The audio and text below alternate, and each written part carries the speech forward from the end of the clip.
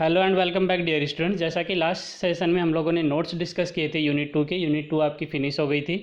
So now we are going to start our unit 3 that is database development, database concept और we can see RDBMS relational database management system.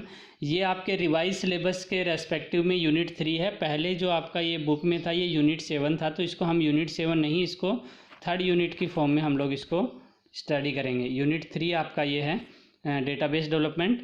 Now जो आप इसमें study करने वाले हैं इसमें unit 3 में, दैट इज़ अगेन मैं बता देता हूँ कि यूनिट 7 नहीं है, ये यूनिट 3 है। एंड डेटाबेस कॉन्सेप्ट हम लोग स्टडी करेंगे। डेटा को स्टोर कैसे करते हैं, डेटा स्टोरेज के बारे में स्टडी करेंगे। और जो डेटा हम स्टोर करते हैं उसको कैसे मैनिपुलेट कर सकते हैं, डेटाबेस क्रिएट कैसे करते हैं, और टेबल कैसे क्रिएट की जाती है, फॉर्म कैसे डिज़ाइन किया जाता है। जो डेटाबेस हम बनाते हैं उसमें हम लोग क्वेरी कैसे करते हैं, यानी कि हम उससे डेटा को रिट्रीव कैसे करते हैं, और फाइनल हम रिपोर्ट कैसे बनाते हैं। सो बहुत ही इंटरेस्टिंग आपका टॉपिक है और यूज आने वाला, काम आने वाला टॉपिक है। और आप लोगों के साथ ये शायद नया है, कॉन्सेप्ट है, सो इंटरेस्टिंग भी है और एग्ज़ाम पॉइंट ऑफ व्यू से भी इम्पोर्टेंट है। बोर्ड में आपके डेटाबेस से बहुत ज़्यादा क्वेश्चंस पूछे जाते हैं, तो इस यूनिट को आपको बहुत अच्छे से समझना है। और अगर कोई डाउट आता है तो कमेंट बॉक्स में लिख के मेरे से पूछ सकते हैं।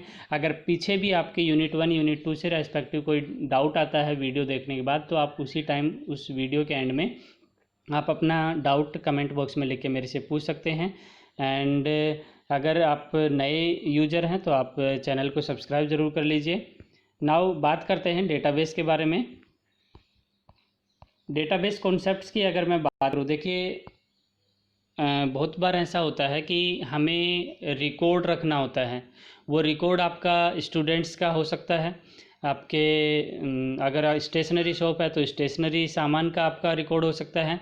अगर कोई मॉल में जाते हो तो मॉल में जो उसके आइटम्स जो वो सेल कर रहे हैं उनका रिकॉर्ड हो सकता है। सो हर एक ऑर्गेनाइजेशन में या फिर घर पे भी आप देखेंगे आपको एक प्रॉपर रिकॉर्ड मेंटेन करना होता है। आप अपने बिल्स का रिकॉर्ड रखते हैं घर पे कि कौन सा बिल आपने पे किया था और उसमें आपने कितना अमाउंट आया था, वो सब आप संभाल के रखते हैं, राइट। तो ये सब क्या है, रिकॉर्ड मेंटेन करने से हमारे पास डिटेल रहता है कि कौन सा आपका टास्क कंप्लीट हो चुका है, कौन सा नहीं हुआ है।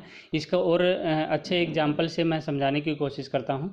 अगर आप देखिए मॉल में सामान खरीदने जाते हैं तो जैसे ही आप आइटम्स परचेज करके लेके आते हैं और वो आइटम बिलिंग करवाते हैं, तो बिलिंग के टाइम क्या होता है, जो जो आपने आइटम परचेज़ किए हैं, फॉर एग्ज़ाम्पल आपने कोई टी शर्ट आपने परचेज़ किया है, सो आपने 2 पीस परचेज़ किए हैं और उसके स्टॉक में जब भी नया सामान आता है मॉल में तो वो उसकी एंट्री करता है, स्टॉक एंट्री की जाती है कि for example 500 piece T shirts के उसके पास अवेलेबल थे। नाउ अगर आपने 2 की बिलिंग करवा ली है, 2 आपने परचेज कर लिए हैं, तो ऑटोमेटिकली वो क्या करेगा, वहाँ से उसके डेटाबेस में से 500 में से 2 लेस कर देगा, यानी कि वहाँ पे शो करेगा 498 piece of T shirts are available. उससे क्या होगा, उसको जो ओनर है उसको पता रहेगा कि कौन सा स्टॉक आपका फिनिश होने वाला है जिसको हम फर्दर ऑर्डर कर सकें। सो कितना आसान हो जाता है मेंटेन करना, मैनेज करना अ लॉट ऑफ डेटा, जो कि मैनुअली आप शायद इमेजिन नहीं कर पाते हैं, बड़ा डिफ़िकल्ट होता है। फॉर एग्ज़ाम्पल अगर बच्चों की बात करें, रिकॉर्ड की स्कूल में बात करें, तो स्टूडेंट्स का रिकॉर्ड की रखने की बात अगर की जाए तो स्टूडेंट्स का रिकॉर्ड अगर आप मैनुअली रखते हैं तो बड़ा डिफ़िकल्ट होता है किसी भी स्टूडेंट को फाइंड आउट करना, पॉइंट आउट करना, जो कि 10 ईयर्स पहले स्टडी करके गया है। बट अब क्या कॉन्सेप्ट है, सभी स्टूडेंट्स की डिटेल हम लोग MIS पे सेव कर देते हैं। हर एक बच्चे को एक स्टूडेंट ID अलॉट की जाती है। उससे क्या होता है, सिर्फ स्टूडेंट ID पोर्टल पे डालने से आपके बच्चे के बारे में पूरी डिटेल आपके सामने आ जाती है। वो डेटाबेस से फेच होके आती है, जहाँ पे एक ऑर्गेनाइज मैनर में सारा का सारा डेटा स्टोर्ड है इवन 10 साल पहले अगर कोई बच्चा स्कूल छोड़ के गया है, उसकी स्टूडेंट आईडी से हम सर्च करते हैं तो उसका पूरा रिकॉर्ड दिखा देता है, उसने कब स्टडी किया, कौन सी स्टैंडर्ड में उसको कितने मार्क्स मिले, फादर नेम क्या है, मदर नेम क्या है, घर का एड्रेस क्या है, फ़ोन नंबर क्या है, सारी डिटेल्स वो आपको शो कर देता है, just because of maintaining database online. Okay, वो आप रिकॉर्ड उनका रख रहे हो, ऑनलाइन डेटाबेस उनका क्रिएट कर रहे हो। सो होप कि आपको कॉन्सेप्ट समझ आ गया होगा कि हम लोग क्या पढ़ने वाले हैं, राइट। बात करते हैं डेटाबेस की। तो database is an organize collection of data. जो आपका डेटा होता है उसको अगर हम ऑर्गेनाइज वे में इससे मीनिंग है कि एक प्रॉपर चैनल में एक इस तरीके से हम लोग उसको रिकॉर्ड करें कि फर्दर आपको जब इंफॉर्मेशन चाहिए हो तो वो आसानी से आपको मिल सके। You can visualize is a container of information. आप डेटाबेस को एक कंटेनर ऑफ इंफॉर्मेशन कह सकते हो, यानी कि एक ऐसा कंटेनर है जिसमें सारी की सारी इंफॉर्मेशन हमारी सेव है। बेस्ट एग्जांपल आप देख सकते हो डेटाबेस सर्वर का। डेटाबेस सर्वर जो है, जितने भी आपके सर्च इंजन्स होते हैं वो डेटाबेस सर्वर्स होते हैं। जैसे गूगल है, गूगल पे कितना सारा डेटा स्टोर्ड है। आप एक पॉइंट लिखते हैं, लाखों आपकी वेबसाइट आपको डिस्प्ले करवा देता है कि इस वेबसाइट से आप देख लीजिए, इस वेबसाइट से आप देख लीजिए, और just in a single click. So this is the way we can organize our data in a efficient manner, और जिसको हम आसानी से फेच भी कर सकते हैं, उसको रिट्रीव भी कर सकते हैं, यानी कि उसको एक्सेस भी कर सकते हैं। नाउ अगर आप कहीं होटल में बुकिंग करवाते हैं, ट्रेन का टिकट बुक करवाते हैं, तो ट्रेन का टिकट बुक करवाते हैं तो उसका डेटाबेस इस तरीके से रिकॉर्ड रहता है कि आप जब भी ट्रेन का टिकट बुक करवाएंगे तो कितनी सीट्स ऑक्यूपाई हो चुकी हैं, कितनी अवेलेबल सीट हैं, वो डिस्प्ले कर देता है। नाउ आप डिसाइड कर सकते हैं कि अवेलेबल सीट्स के रेस्पेक्ट में कि आपको आपका कंफर्म होगा टिकट या नहीं होगा, उसके रेस्पेक्ट में आप अपना टिकट बुक करवाते हैं। सो this is just because of database concept, कि अगर डेटाबेस कॉन्सेप्ट नहीं होता तो हमारे लिए बड़ा डिफ़िकल्ट हो जाता है ये सब करना। नाउ बात करूं, जैसे मैंने अभी स्टेशनरी का एग्जांपल लिया या किसी मॉल का एग्जांपल लेते हैं, तो this are kinds of database handling, कि हम डेटा को हम कैसे हैंडल करते हैं, कैसे स्टोर करवा के रखते हैं। और उसके लिए हम लोग जनरली कुछ सॉफ्टवेयर्स का, डेटाबेस प्रोग्राम्स का यूज़ करते हैं, जिनकी हेल्प से हम अपना डेटाबेस क्रिएट करते हैं। और यहाँ पे कुछ डेटाबेस प्रोग्राम्स के नाम दिए हुए हैं, डेटाबेस सॉफ्टवेयर्स के नाम दिए हुए हैं। Microsoft Access, open office ORG base और माई SQL। सो हम लोग ओपन ऑफिस बेस का यहाँ पे यूज करने वाले हैं। ओपन ऑफिस बेस स्टडी करेंगे, उसमें किस तरीके से डेटाबेस स्टोर किया जाता है। सो ये सारे के सारे डेटाबेस सॉफ्टवेयर्स हैं और आप यूज किसी का भी कर सकते हो। माई SQL को भी मैं बताऊंगा कि स्ट्रक्चर्ड क्वेरी लैंग्वेज, SQL का पूरा नाम होता है स्ट्रक्चर्ड क्वेरी लैंग्वेज। ये भी मैं आपको बताऊंगा कि किस तरीके से हम लोग इसमें क्वेरी रन करवाते हैं। अभी शायद आपका थ्योरेटिकल सेशंस चल रहे हैं, बट प्रैक्टिकल सेशंस भी हम लोग इसके करेंगे, और प्रैक्टिकल सेशंस भी आप लोगों के लिए मैं अपलोड करूंगा कि आप कैसे कोई डेटाबेस क्रिएट कर सकते हैं। जो डेटाबेस आपने क्रिएट कर लिया है उसमें फर्दर आप क्वेरी कैसे रन करवा सकते हैं। I will explain you each and everythings. Okay, so to organize the data as per your business need, आप इन डेटाबेस सॉफ्टवेयर्स का यूज़ कर सकते हो, जिससे आप डेटाबेस क्रिएट कर सकते हैं। जो डेटाबेस का कॉन्सेप्ट था वो लगभग 1960 के आसपास आपके पास आया था, और इससे बड़ा आसान हो गया आपके लिए डेटा को स्टोर करना। ओके, सो डेटाबेस जो हम लोग स्टडी करते हैं जनरली उसको हम लोग बोलते हैं डेटाबेस मैनेजमेंट सिस्टम। जो आपका पैकेज होता है, जो कि सॉफ्टवेयर होता है, जिससे आप एक ऐसा प्लेटफॉर्म तैयार कर लेते हैं जिसके अंदर आपकी डिटेल सारी की सारी एक ऑर्गेनाइज मैनर में सेव रहती है, और उसको कंबाइंड फॉर्म में हम क्या कहते हैं, DBMS। क्या बोलते हैं हम लोग उसको, DBMS, डेटाबेस मैनेजमेंट सिस्टम। और डेटाबेस मैनेजमेंट सिस्टम एक ऐसा सॉफ्टवेयर पैकेज है जिसमें आपके जो कंप्यूटर प्रोग्राम की हेल्प से हम लोग डेटाबेस को कंट्रोल कर सकते हैं, क्रिएट कर सकते हैं, मेंटेन कर सकते हैं, और उसको यूज़ कर सकते हैं अपने डेटाबेस को। सो आपकी जो ऑर्गेनाइजेशन होती है जिसके लिए आप अपना डेटाबेस क्रिएट कर रहे हैं, वो आप जनरली DBMS सॉफ्टवेयर्स का यूज़ करते हैं। सो आप इमेजिन कर सकते हो, देखिए फ्लिपकार्ट है, अमेजन है, इनके कितने सारे यूजर्स होंगे, कितने मिलियंस ऑफ इनके यूजर्स होते हैं। सो कहीं ना कहीं कॉन्फ्लिक्ट नहीं होता कि किस यूज़र ने क्या परचेज़ किया है। कभी सोचा इस बारे में कि अमेजन पे कैसे आपके डेटाबेस क्रिएट होता होगा? आप अगर लॉगिन करते हैं, फ्लिपकार्ट पे लॉगिन करते हैं, कोई आर्टिकल परचेज करते हैं ऑनलाइन वेबसाइट पे जाके, तो आप अपने फॉर एग्जांपल आपने अकाउंट बनाया 3 इयर्स अगो, 3 साल पहले आपने कोई अकाउंट फ्लिपकार्ट पे बनाया और कोई आइटम परचेज किया, आप उसकी डिटेल भी आप वहाँ पे देख सकते हो कि आपने क्या परचेज किया था, क्या टाइमिंग था उस टाइम जब आपने परचेज किया था, कितना उसका रेट था, सारी डिटेल आपको वो शो कर देता है। और ये क्यों हो पाता है? क्योंकि इन जितने भी ऐसी कमर्शियल वेबसाइट्स होती हैं उनके अपने डेडिकेटेड डेटाबेस सर्वर्स होते हैं। ऑनलाइन वो अपनी आपकी जो डिटेल है वो सेव करके रखते हैं। जैसा ही वो उनका एक नया यूज़र बनता है तो उस नए यूज़र के लिए एक कंप्लीट डेटाबेस टेबुलर फॉर्म में वो डिज़ाइन कर लेते हैं कि वो जो भी रिकॉर्ड करेगा, जब भी लॉगिन करेगा, उसकी हर एक हिस्ट्री को वो क्या करते हैं, डेटाबेस में रिकॉर्ड करते हैं।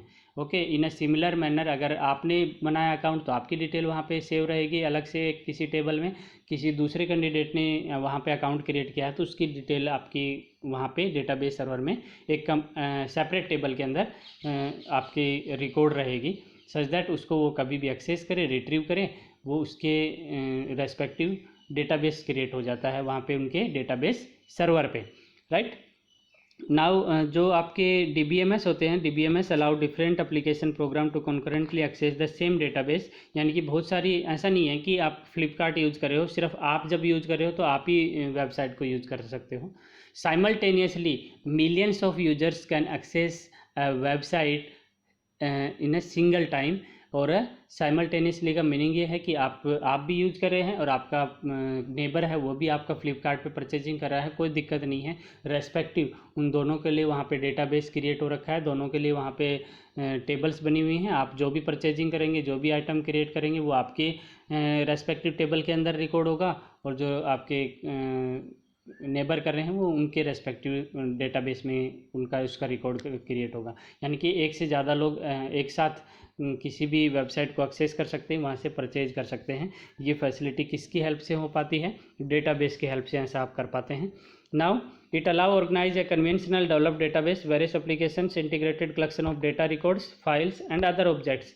सो इसको आप जो मैंने एग्जांपल दिया उससे ज़्यादा अच्छे से समझ पा सकते हो। सो जो वेल नोन DBMS सॉफ्टवेयर्स हैं, जो DBMS आपके पैकेज हैं, सॉफ्टवेयर पैकेज हैं, वो जैसे कि मैंने आप लोगों का अभी दिस्कस भी किया था। ओरेकल है, IBM डेटाबेस 2 है, माइक्रोसॉफ्ट SQL सर्वर है, माइक्रोसॉफ्ट एक्सेस है, पोस्टग्रेड SQL है, MySQL है, फॉक्स प्रो है, SQL लाइट है। ज़्यादातर जो हम लोग यूज़ करते हैं वो MySQL का यूज़ करते हैं, या फिर माइक्रोसॉफ्ट एक्सेस है, ओपन ऑफिस बेस है, या फिर ओरेकल है। इनका ज़्यादातर हम लोग रिपीटेटिव जो है स्कूल लेवल्स पे हम लोग जनरली इनका यूज करते हैं। ओपन ऑफिस बेस यूज करने का हमारा यहाँ पे पर्पज़ क्या है कि ये फ्रीली अवेलेबल है, इसको यूज करने के लिए कोई चार्ज नहीं करना पड़ता, कोई पे नहीं करना पड़ता, इसको आपको परचेज नहीं करना पड़ता है, फ्री ऑफ कॉस्ट है। तो हम लोग ओपन ऑफिस डेटाबेस से क्रिएट करना सीखते हैं, डेटाबेस कैसे बनाया जाता है। तो डेटाबेस में जो आपका डेटा होता है वो दो तरीके से आप लोग ऑर्गेनाइज कर सकते हो, फ्लैट फाइल और रिलेशनल। फ्लैट फाइल में क्या होता है, देखिए एक सिंगल टेबल में हम लोग डेटा रिकॉर्ड करते हैं, और सिंगल टेबल में अगर हम लोग डेटा रिकॉर्ड करेंगे तो वो क्या होगा, लेस अमाउंट ऑफ डेटा के लिए तो अच्छा है। अगर ज़्यादा डेटा होगा तो हमारे लिए समस्याएं बढ़ जाती हैं उसको रिट्रीव करने में, उसको मैनेज करने में। सो जब आपको लेस अमाउंट ऑफ डेटा पे वर्क करना है देन आप यूज कर सकते हो फ्लैट फाइल। बट अगर आपको लार्ज अमाउंट ऑफ डेटा पे काम करना है, बहुत सारा डेटा स्टोर करवाना है, जो जैसा कि मैंने फ्लिपकार्ट और अमेजन का आपको एग्जांपल दिया, या कोई मॉल है, तो आप क्या करेंगे, रिलेशनल डेटाबेस का यूज़ करेंगे। और रिलेशनल डेटाबेस में क्या होता है, हम मल्टीपल टेबल्स में हमारे डेटा को सेव करते हैं और उन टेबल्स को लिंक कर देते हैं एक दूसरे से किसी कॉमन फील्ड से। उसका जो टेबल होता है, जो टेबल्स उसकी होती हैं, उसमें एक ऐसी फील्ड को हम कॉमन रखते हैं जिससे उसको रिट्रीव किया जा सके, उसको फेच किया जा सके, उसमें जो इन्फॉर्मेशन स्टोर्ड है उसको एक्सेस किया जा सके। तो ऐसी एक कॉमन फील्ड हम लोग यूज कर लेते हैं, जिससे हमारा लार्ज अमाउंट ऑफ डेटा जो है वो डिफरेंट टेबल्स में हम लोग सेव कर पाते हैं और उनको कंबाइनली यूज कर पाते हैं। बात करूं अगर मैं डेटाबेस सर्वर की, जो मैं अभी आपको बता रहा था, जैसे गूगल का है, फ्लिपकार्ट का है, अमेजन का है, दीज आर द सर्वर्स। यानी कि डेडिकेटेड कंप्यूटर सिस्टम होते हैं जो आपके डेटाबेस को होल्ड करते हैं, जो आपके डेटाबेस को होल्ड करते हैं, रन करवाते हैं और आपको फैसिलिटी देते हैं डेटा को स्टोर और रिट्रीव करने की। तो ऐसे जो आपके डेडिकेटेड कंप्यूटर्स होते हैं वो डेटाबेस सर्वर कहलाते हैं। जैसे कि आप जैसे ही आप उस वेबसाइट या किसी पर्टिकुलर ऑर्गेनाइजेशन की कमर्शियल साइट को यूज़ कर रहे हैं तो आपकी इन्फॉर्मेशन वो कहाँ पे करते हैं, जो आपके रिमोट कंप्यूटर्स होते हैं, डेडिकेटेड सिस्टम्स जो आपके रेस्पेक्टिव ऑर्गेनाइजेशन को बिलोंग करते हैं, वहाँ पे आपका सेव होते हैं। और आजकल एक नया कॉन्सेप्ट भी आ गया है। डेडिकेटेड कंप्यूटर्स जो आपके सर्वर की बात कर रहे हैं वो क्लाउड कंप्यूटिंग का यूज़ करते हैं, यानी कि क्लाउड्स, यानी कि वो क्लाउड्स की फॉर्म में ऑनलाइन जो आपका वेब स्पेस होता है उस पर आपका डेटाबेस स्टोर करवाते हैं। सो आजकल ये भी चल रहा है, अमेजन क्लाउड्स आपने सुना होगा।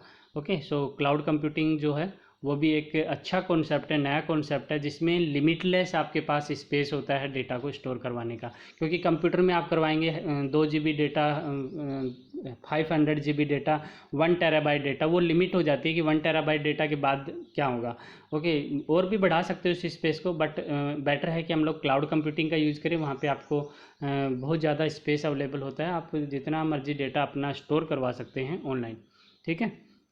जब आप डेटा अपना स्टोर करवाते हैं तो जो इंटरफेस टूल का यूज़ करते हैं, तो ये आपके लिए जहाँ पे आप सिस्टम यूज़ कर रहे हैं वो आपका फ्रंट एंड होता है, और जो डेटाबेस सर्वर होता है वो आपका बैक एंड होता है। यानी कि वो आप क्लाइंट सर्वर जो मॉडल होता है उसमें आपको ये नहीं पता होता कि आपका डेटाबेस कहाँ जाके सेव हो रहा है, क्योंकि वो क्या होता है, बैक एंड होता है। डेडिकेटेड जो सिस्टम होते हैं, जो डेटाबेस सर्वर्स होते हैं, वहाँ पर जाके आपका डेटा स्टोर होता है, वो आपके बैक एंड में कंसिडर किया जाए। ओके, तो RDBMS की बात करता हूँ। RDBMS जो होता है रिलेशनल डेटाबेस मैनेजमेंट कहलाता है, और रिलेशनल डेटाबेस मैनेजमेंट सिस्टम जो होता है वो आपकी, जैसा कि मैंने बताया कि आपका रिलेशनल फाइल फॉर्मेट जो होता है, रिलेशनल डेटाबेस जो हम स्टोर करते हैं उसमें मल्टीपल टेबल्स में हम अपना रिकॉर्ड सेव करते हैं, अपना डेटाबेस को ऑर्गेनाइज करते हैं, और उन टेबल्स को हम लोग एक कॉमन फील्ड से क्या कर देते हैं, कंबाइन कर देते हैं, लिंक कर देते हैं, जिससे आपका जो डेटाबेस है उसको एक्सेस करना आपके लिए आसान हो जाता है। ओके, ज़्यादा मैं इसको वीडियो को बड़ा नहीं बनाना चाहता जिससे आपको कन्फ्यूजन्स क्रिएट हो। होप कि जो कॉन्सेप्ट मैंने बताया है डेटाबेस का वो आपको समझ आया होगा, और आप जो मैंने बताया है इसको आप अगर एक बार में नहीं समझ में आ रहा आप दोबारा देख लीजिए वीडियो, कोई दिक्कत नहीं है। अगर कोई डाउट है यहाँ तक तो आप कमेंट बॉक्स में ज़रूर लिख के मेरे से पूछेंगे, और I will be happy to answer you. Now जो आपका रेस्ट ऑफ सेक्शन है वो मैं कल इसको कंप्लीट करूँगा, और till that keep watching, keep learning, thank you.